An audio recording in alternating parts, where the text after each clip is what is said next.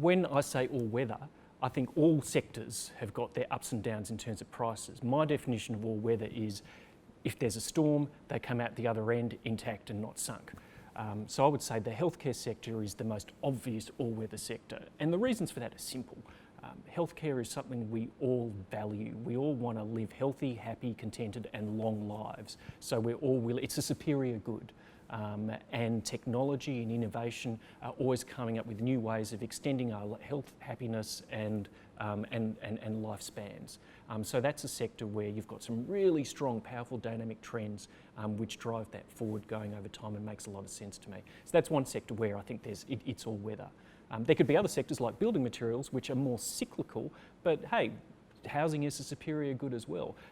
I don't know many people who don't want a bigger, nicer house to live in. So I'd call that an all-weather sector, but it's got a cyclicality about it as well.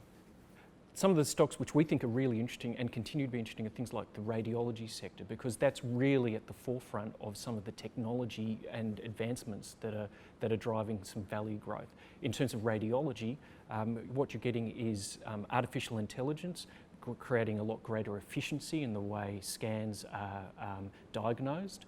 So it makes the radiologist's time much more efficient, which is positive for the sector overall. But you're also getting increased prevalence of new indications. So the ability of a scan to diagnose dementia accurately as opposed to via some written test, or the ability of a scan to diagnose forms of cancer which historically you would have needed to do an invasive biopsy to get that diagnosis.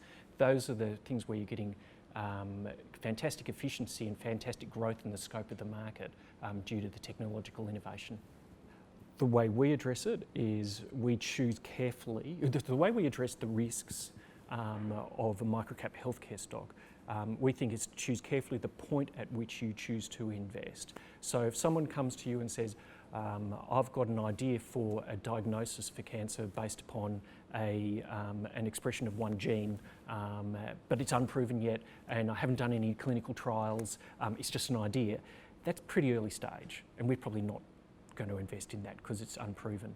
If someone comes to us and says, I've got FDA approval because it's experienced, this diagnostic test has done mounds of clinical trials and we're ready to go to market, we've got 3 key opinion leader oncologists who want to get involved in this product, that's an interesting proposition because you've already had buy-in by key opinion leaders, you've already had regulatory approval. Maybe the share price might be a little bit higher, but there's a huge market to go after. So that's an interesting proposition for us.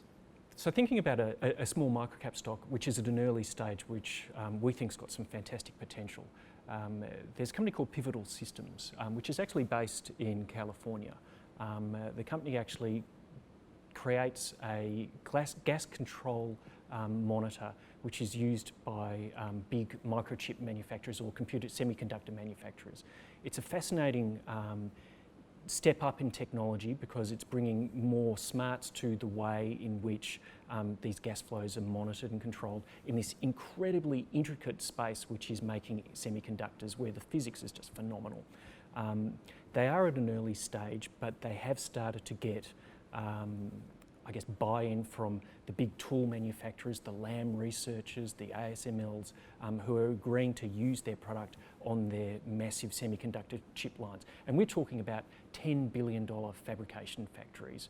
And why it's really interesting to our mind is that it reflects, at an early stage, mind you, a change in the technology used in a key part of a sector which is undergoing continual innovation and change. The company is relatively small at this stage, but the market size is probably potential for 10 to 20 times their existing sales. Gross margins sitting around the 30% level. That's a space where we don't think the market's cottoned onto this necessarily yet. There's a massive cyclical overlay around the need for new fabrication semiconductor manufacturing to be built around the world to manage supply chain risks, given most of them are made in places like Korea or Taiwan, and we've seen with COVID how that supply chain can get clogged up fast. So it's a really interesting space at this point in time, and a company which has got a technological innovation which is making a difference.